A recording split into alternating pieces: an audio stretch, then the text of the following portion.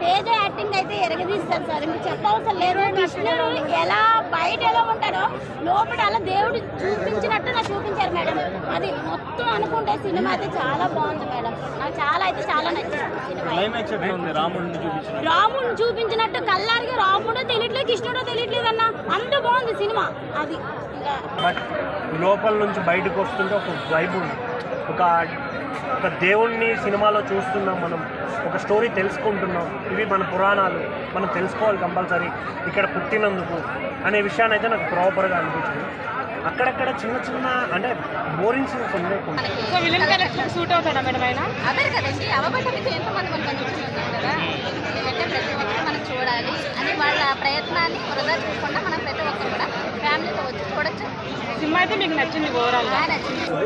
But అంత impact అయితే రాలేదు. ఓన్లీ క్లైమాక్స్ మీద ఇచ్చుంటే క్లైమాక్స్ లో ఇచ్చారు, బట్ అది అంతా అవసరం లేదు. బట్ ఈ పార్ట్ వరకు చూస్తే మాత్రం